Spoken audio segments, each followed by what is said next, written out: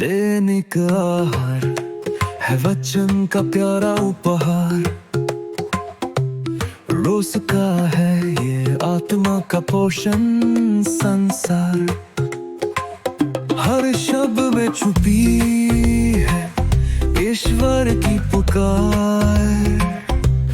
आओ सुनो समझो जीवन में लाओ प्यार।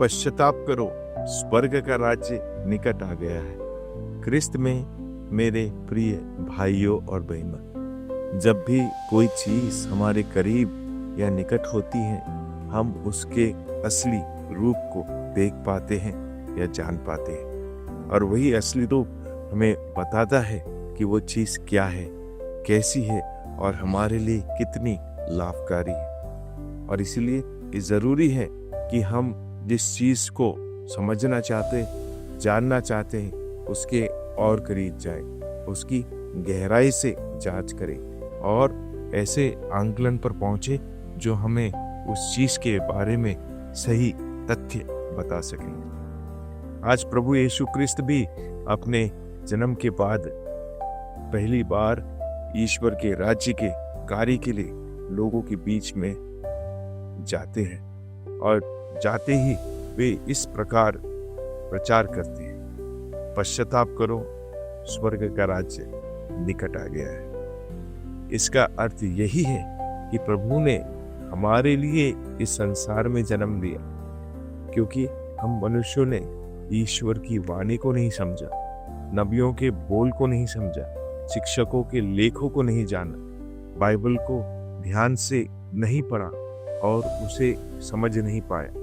और इसलिए अब ऐसा हुआ कि हम ईश्वर से इतने ज्यादा दूर हो गए कि हम अंधकार की ताकतों के गुलाम बन गए। और ऐसा होने पर ईश्वर अपने प्रजा को त्यागना नहीं चाहता। जैसे वह सृष्टि के आरंभ से हमारे साथ बना हुआ है, वैसे ही हमारा साथ रहना चाहता है, बना रहना चाहता है। इसलिए जब कुछ दिनों पहले हमने क्रिसमस का पर्व मनाया, वहां पर हमने यीशु को इमानुएल कहकर पुकारा। ईसाया नबी की भविष्यवाणी में यीशु का नाम इमानुएल कहा गया, ईश्वर हमारे साथ। इसका अर्थ यही है कि ईश्वर हमारी अपनी सृष्टि में उसके शुरुआत से मौजूद है और कभी भी ईश्वर ने अपनी सृष्टि का परित्याग नहीं किया।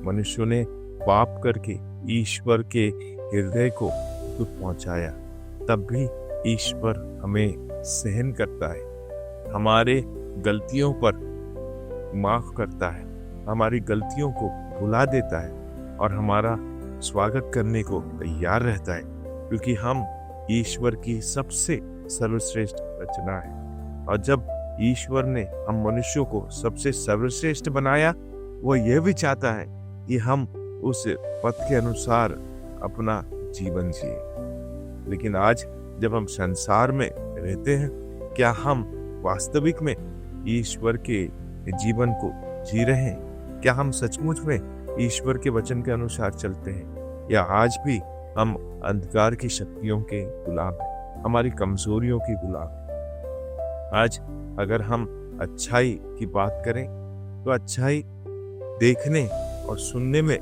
बहुत अच्छी लगती है, लेकिन जब अच्छाई करने की बात आती है, अच्छे काम करने की बात आती है, उतना ही दर्द हमें होता है। और यही आज यीशु सुसमाचार के माध्यम से हमें सिखाना चाहते हैं। तुम्हारे चाहे जो भी कमजोरी हो, कैसी भी हो, सब दूर हो जाएगी। ईश्वर के साथ जुड़ जाओ, ईश्वर के शब्दों के साथ जुड़ जाओ। और ईश्वर के साथ जुड़ने और शब्दों के साथ जुड़ने का अर्थ यही है, पश्चाताप करो, अपनी कमजोरियों को मानो, अपने घमंड को त्यागो, अपने स्वार्थ को तोड़ो और ये जान लो कि प्रभु का राज्य आ गया है।